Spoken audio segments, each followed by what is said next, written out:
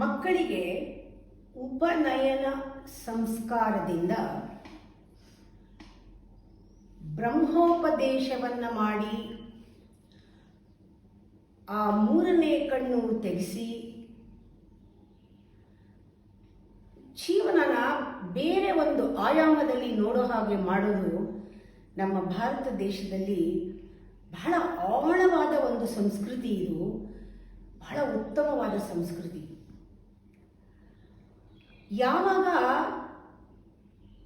ನಮ್ಮ ಅವಿದ್ಯೆ, ಅಜ್ಞಾನ, ನಮ್ಮಲ್ಲಿರುವಂತಹ ಆ ಚಟಗಳು, ಜನ್ಮ ಜನ್ಮದ ಆ ಕರ್ಮಗಳು ಏನಿದೆ ಅವೇ ನಮಗೆ ಪುನಃ ಪುನಃ ಈ ಒಂದು ಜೀವನವನ್ನು ಅನುಭವಿಸಿದ್ರೂ ಕೂಡ ಪುನಃ ದೇಹ ತೆಗೆದುಕೊಂಡು ಮತ್ತೆ ಜನ್ಮ ತೆಗೆದುಕೊಂಡು ಪುನಃ ಪುನಃ ಬರೋ ಹಾಗೆ ಮಾಡ್ತಾ ಇರೋದು ಈ ವ್ಯೂಹದಲ್ಲಿ ಸಿಕ್ಕಾಕ್ಸಿರೋದೇ ಅವಿದ್ಯೆ, ಅಜ್ಞಾನ ಎಲ್ಲ. ಈ ಕಾಮ, ಈ ಲೋಕದ ವ್ಯಾಮೋಹ, ಪ್ರಾಪಂಚಿಕ ವ್ಯಾಮೋಹ, ದೇಹ ವ್ಯಾಮೋಹ, ಇವೆಲ್ಲ ಕಾಮ, ಒಂದು ರೀತಿಯ ಕಾಮವೇ. ಈ ಕಾಮ ದಹನ ಆಗಬೇಕು. ಮೂರನೇ ಕಣ್ಣು ತೆಗೆದು ಜ್ಞಾನಾಗ್ನಿಯಿಂದ ಆ ಕಾಮನ ದಹನ ಆಗಬೇಕು. ಇದು ಗಾಯತ್ರಿ ಮಂತ್ರವಾಗಲಿ, ಲಲಿತಾ ಸಹಸ್ರನಾಮವಾಗಲಿ, ಇದು ಒಂದು ಸಿದ್ಧೌಷಧ. ಅಜ್ಞಾನದ ಜ್ಞಾನಕ್ಕಾಗಿ ಪರಿವರ್ತನೆ ಮಾಡೋದಕ್ಕೆ ಸಿದ್ಧೌಷಧ. ಅದಕ್ಕೆ ಹೇಳ್ತಾರೆ ಇದು ಮೃತ್ಯು ಸಂಜೀವಿನಿ ಅಂತ. ಈ ಮಂತ್ರ ಮೃತ್ಯೋಮ ಅಮೃತಂಗಮಯ ಅಂತ ಹೇಳಲ್ವಾ, ಆ ರೀತಿ ಇದು ದೀಕ್ಷೆ ಬಹಳ ಮುಖ್ಯ. ಇದು ಗಂಡು ಮಕ್ಕಳಿಗೆ ಮಾತ್ರ ಕೊಡಬೇಕು ಅಂತಿಲ್ಲ. ಲಲಿತಾ ಸಹಸ್ರನಾಮ ದೀಕ್ಷೆ ಗುರುವಿನಿಂದ ಪಡೆದು ಅದರ ಅಂತರಾರ್ಥಕ್ಕೆ ಹೋಗಿ ನಾವು ಧ್ಯಾನ ಮಾಡ್ತಾ ಇದ್ರೂ ಕೂಡ ಅದು ಸಿದ್ಧಿಸುತ್ತೆ, ಎಂಥವ್ರಿಗಾಗಲೂ ಸಿದ್ಧಿಸುತ್ತೆ. ಇಲ್ಲಿ ಕಾಮದಹನ, ನಮ್ಮಲ್ಲಿರುವಂತಹ ಕಾಮದಹನ ಆಗೋವರೆಗೂ ಆತ್ಮಾರಾಮನ ಜನನವಿಲ್ಲ. ಯಾರು ದೇವಿಯನ್ನ ಅಪಾರ ಭಕ್ತಿಯಿಂದ ಧ್ಯಾನ ಮಾಡ್ತಾರೋ, ಅವಳನ್ನ ಸ್ತುತಿ ಮಾಡ್ತಾರೋ, ಅವರ ಅರಿವಿಗೆ, ಜ್ಞಾನಕ್ಕೆ, ಅವರ ಭಕ್ತಿಗೆ, ಆ ಒಂದು ಅಜ್ಞಾನದ ಒಂದು ಪರಿಪಾಕಕ್ಕೆ ಅನುಗುಣವಾಗಿ ಆ ತಾಯಿ ಕಣ್ಣನ್ನು ಬಿಡಿಸಿ ತನ್ನ ತೇಜೋರೂಪವನ್ನು ದರ್ಶನ ಕೊಡ್ತಾಳೆ. ಇದನ್ನು ನಾವು ಪಡ್ಕೊಳ್ಳೋದು. ಇದು ಯಾರು ಹೇಳ್ಕೊಡೋ ವಿದ್ಯೆ ಅಲ್ಲ, ನಾವು ಪಡ್ಕೊಳ್ಳೋ ವಿದ್ಯೆ ಇದು. ಹರ ನೇತ್ರಾಗ್ನಿ ಸಂದಗ್ಧ ಕಾಮ ಸಂಜೀವನೌಷಧಿ ಅಂತ ಹೇಳ್ಬಿಟ್ಟಿದ್ದೀವಿ. ಅದು ಬರೀ ಮನ್ಮಥನ ಕೊಂದು ಅಷ್ಟೇ ಅಲ್ಲ. ಮನ್ಮಥನಿಗೆ ಅಮೃತ ಕೊಟ್ಟಲು, ಅವಳನ್ನು ಉಳಿಸ್ಕೊಂಡ್ಲು, ಅಷ್ಟು ಕಥೆ ಇದಲ್ಲ. ನಮ್ಮಲ್ಲೂ ಕೂಡ ಈ ಒಂದು ಪರಿವರ್ತನೆ ನಮ್ಮಲ್ಲಿ ಆಗಬೇಕು. ಆ ಮೂರನೇ ಕಣ್ಣು ತೆಗಿಬೇಕಾದ್ರೆ ಅರಿವಿನ ಕಣ್ಣು ತೆಗಿಲೇಬೇಕು ಮನುಷ್ಯನಿಗೆ, ಆ ಬುದ್ಧಿ ಪ್ರಜ್ಞೆಯಲ್ಲಿ ಬೆಳಗಬೇಕಾದ್ರೆ.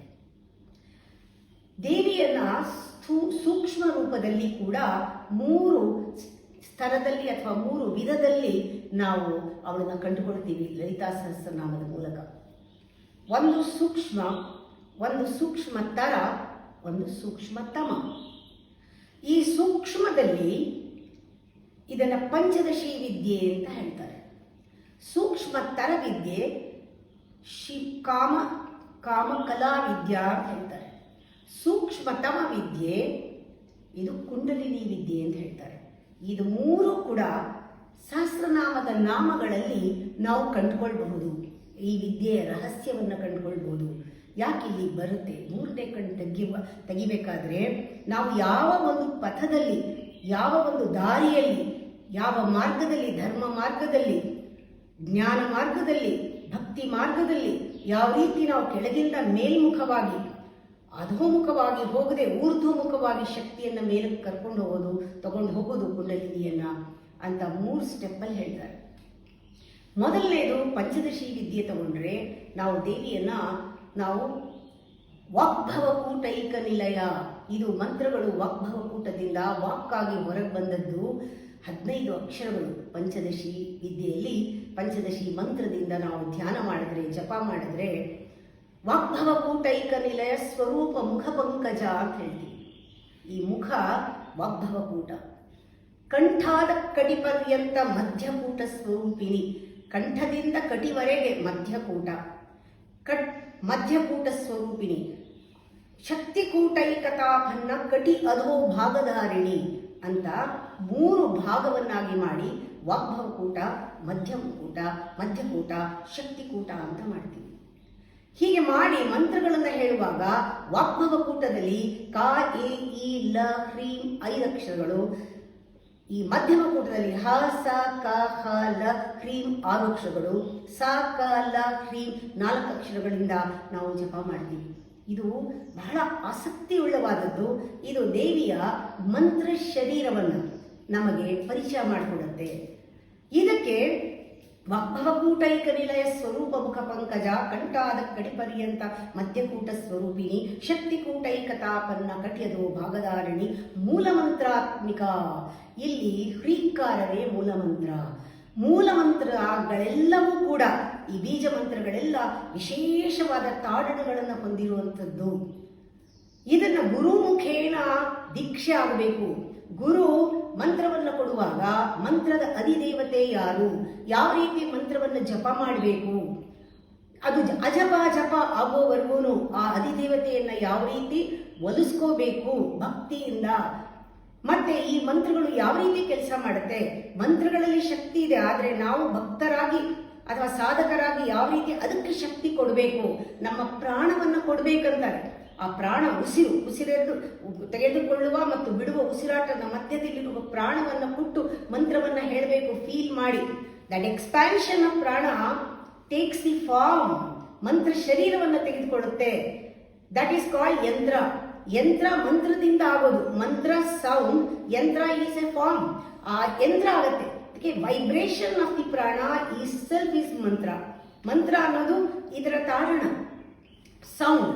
ಆದರೆ ಅದನ್ನ ಎಕ್ಸ್ಪ್ಯಾಂಡ್ ಮಾಡಿ ಕರೆಕ್ಟಾಗಿ ಅದನ್ನು ಹೇಳಿದ್ರೆ, ಆ ಉಸಿರಿನಲ್ಲಿ ಉಸಿರು ಚೆನ್ನಾಗಿ ಆಡ್ಕೊಂಡು ಹೇಳಿದ್ರೆ ಅದು ಪ್ರಾಣವನ್ನ ನಾವು ಎಕ್ಸ್ಪ್ಯಾಂಡ್ ಮಾಡ್ತೀವಿ. ಯಂತ್ರ, ಈ ಮಂತ್ರ ಯಂತ್ರ ಆಗೋ ಹಾಗೆ ಆ ಪ್ರಾರಂಭದಲ್ಲಿ ದೇವಿಯ ಆಕಾರ, ಆಮೇಲೆ ಈ ಮಂತ್ರ ಶರೀರ, ಆ ಮಂತ್ರದ ಶಬ್ದ, ಅದರ ಆನಂದ, ಆಮೇಲೆ ಆ ದೇವಿ ಯಂತ್ರದಲ್ಲಿ ತೇಜೋರೂಪವಾಗಿ ಕಾಣ್ತಾಳೆ.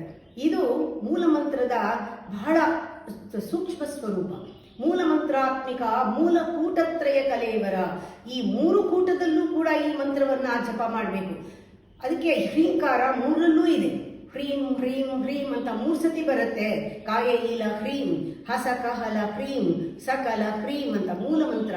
ಮೂಲ ಮಂತ್ರಗಳೆಲ್ಲ ಆ 3 ಕೂಟವನ್ನ ಕಲೆಯವರ, ದೇಹವನ್ನ 3 ಕೂಟದಲ್ಲೂ ಅದು ಇರುತ್ತೆ ಕಲೆಯವರ. ಕುಲಾಮೃತೈಕ ರಸಿಕ, ಕುಲಾಮೃತೈಕ ರಸಿಕ. ಇದು ಈ ಸುಷುಮ್ನಾ ನಾಡಿಯಲ್ಲಿರುವ ಅಮೃತದಲ್ಲಿ ಆಸಕ್ತಿ ಉಳ್ಳವಳು ತಾಯಿ.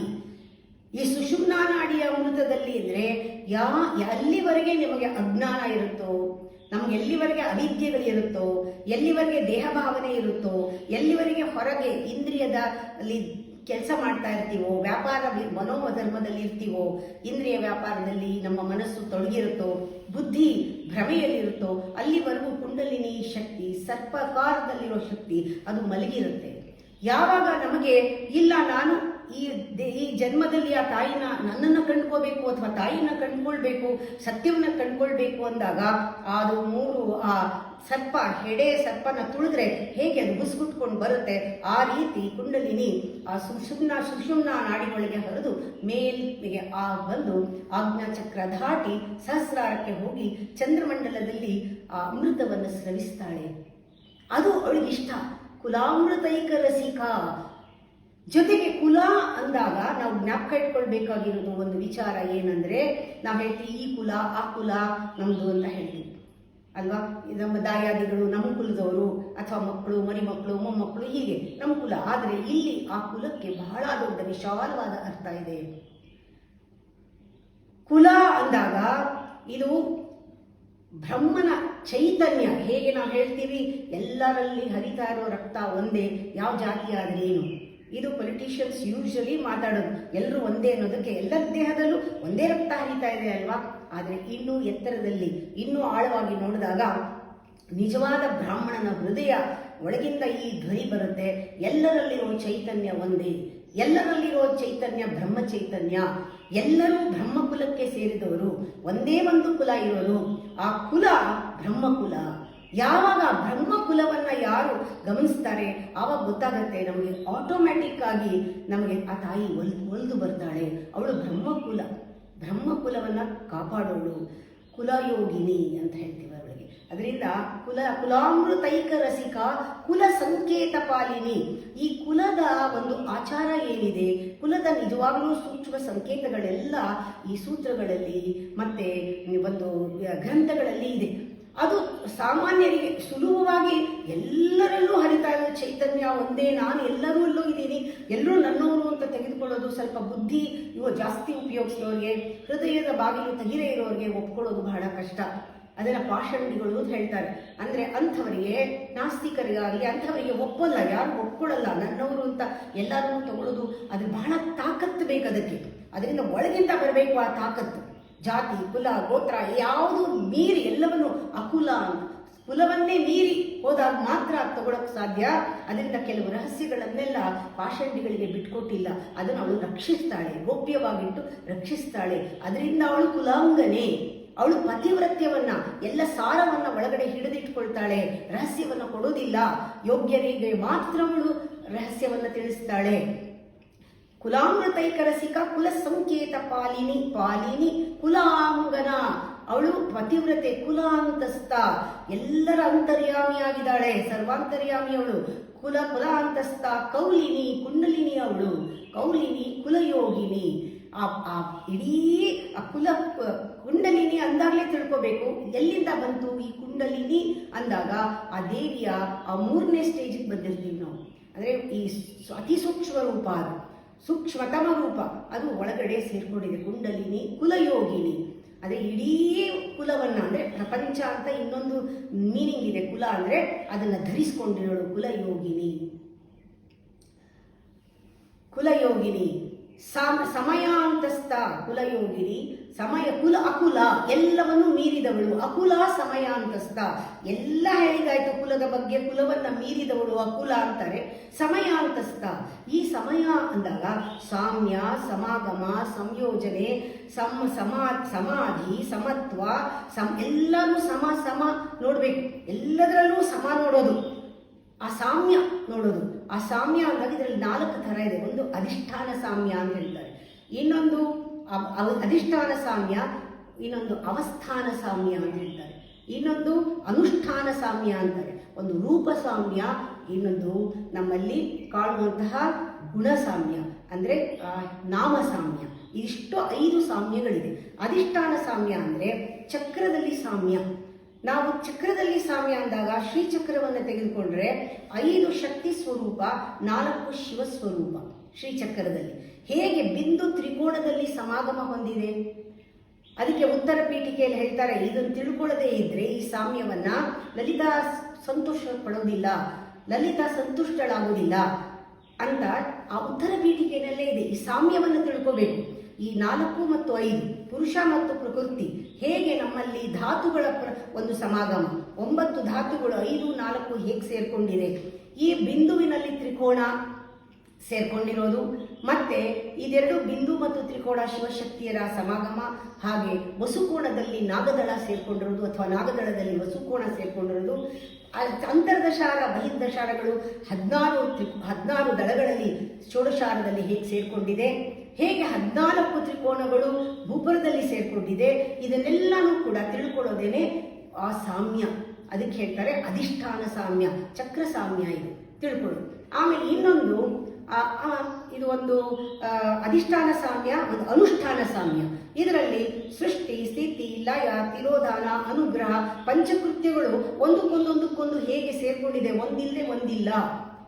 ಒಂದಿಲ್ಲದೆ ಇನ್ನೊಂದು ಆಗಕ್ಕೆ ಸಾಧ್ಯ ಇಲ್ಲ. ಈ ಪಂಚಬ್ರಹ್ಮರು ಒಂದೇ ಅಂತ ನಮ್ಮ ಮನಸ್ಸಿಗೆ ಅಜ್ಞಾನದಲ್ಲಿ ಅರಿವಿಗೆ ಬರೋದು ಇದೆಯಲ್ಲ, ಅದು ಸಾಮ್ಯ, ಅದೊಂದು ಸಾಮ್ಯ.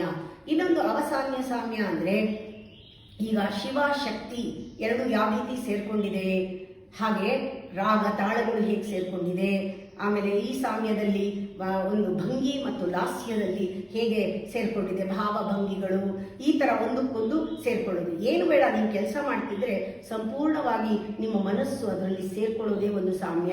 ನಮ್ಮ ದೇಹದಲ್ಲಿ ಗಿಡ ಮತ್ತು ಪಿಂಗಳದ ಸಾಮ್ಯ, ಈ ನಮ್ಮನಲ್ಲಿ ನರ್ವಸ್ ಸಿಸ್ಟಮ್ ಎಡ ಮತ್ತು ಬಲ ಸೇರ್ಕೊಳ್ಳೋದು ಸಾಮ್ಯ.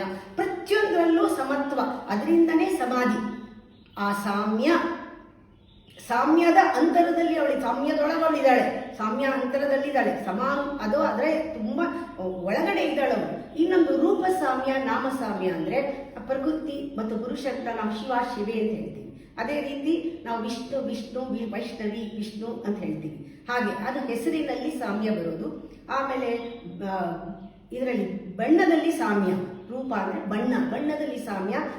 ಜಾಸ್ತಿ ಎಲ್ಲ ದೇವಾದೇವಿಯರನ್ನ ಒಟ್ಟಿಗೆ ನೋಡಿದಾಗ ಕೆಂಪು ಬಣ್ಣ ಕಾಣುತ್ತೆ. ಮೊದಲು ಈ ಶಿವ ಮತ್ತು ಶಕ್ತಿ ಪುರುಷ ಪ್ರಕೃತಿಯ ಸಂಯೋಗದಲ್ಲಿ ಅರುಣ ವರ್ಣ ಅಂತ ಹೇಳ್ತಾರೆ. ಇದು ಸಾಮ್ಯಗಳು. ನಾವು ಕುಲಾಮೃತೈಕರಸಿಕ ಕುಲ ಸಂಕೇತ ಪಾಲಿನಿ ಅಕುಲ ಸಮಯಾಂತಸ್ಥ ಸಮಯಾಚಾರ ತತ್ಪರ. ಸಮಯಾಚಾರ ಅಂದಾಗ ನಾವು ಜ್ಞಾಪಕ ಇಟ್ಕೋಬೇಕು, ಸಮಯಾಚಾರದಲ್ಲಿ ಜ್ಞಾನ ಮತ್ತು ಧರ್ಮ ಬೇಕೇ ಬೇಕು. ಅದೇ ಸಮಯಾಚಾರದಲ್ಲಿ ಬೇಕಿರೋದು. ಬರೀ ಸಮಯಾಚಾರದ ಪ್ರಕಾರ ಎರಡಿದೆ, ಒಂದು ಪೂರ್ವಮೀಮಾಂಸಾ ಉತ್ತರ ಮೀಮಾಂಸಾ ಅಂತ. ಅದರಲ್ಲಿ ಪೂರ್ವಮೀಮಾಂಸಾ ಉತ್ತರ ಮೀಮಾಂಸದಲ್ಲಿ ಧರ್ಮ ಮತ್ತು ಕರ್ಮಗಳ ಬಗ್ಗೆ ಇದೆ.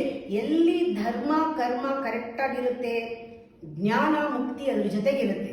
ನೋಡಿ, ಪುರುಷಾರ್ಥಗಳಲ್ಲಿ ಧರ್ಮ ಅರ್ಥ ಕಾಮ ಮೋಕ್ಷದಲ್ಲಿ ಧರ್ಮ ಮತ್ತು ಮೋಕ್ಷ ಒಟ್ಟಿಗೆ ಹೋಗುತ್ತೆ, ಕಾಮ ಮತ್ತು ಅರ್ಥ ಒಟ್ಟಿಗೆ ಹೋಗುತ್ತೆ. ಈ ಧರ್ಮ ಮೋಕ್ಷ ಒಟ್ಟಿಗೆ ಹೋದಾಗ ಜ್ಞಾನ ಮತ್ತು ಕರ್ಮ ಒಟ್ಟಿಗೆ ಇರುತ್ತೆ. ಅಂದರೆ ಧರ್ಮ ಮತ್ತು ಮೋಕ್ಷ ಅಂದರೆ ಕರ್ಮ, ಧರ್ಮ ಅಂದರೆ ಕರ್ಮ, ಜ್ಞಾನ ಅಂದರೆ ಮೋಕ್ಷ, ಇದೆರಡೂ ಒಟ್ಟಿಗೆ ಇರುತ್ತೆ. ಇದನ್ನು ಜ್ಞಾಪಕ ಇಟ್ಕೋಬೇಕು ಯಾವಾಗಲೂ. ಅದು ನಮ್ಮನ್ನು ಉನ್ನತ ಸ್ಥಿತಿಗೆ ಕರ್ಕೊಂಡು ಹೋಗುತ್ತೆ. ಅದು ಸಮಯಾಚಾರದಲ್ಲಿ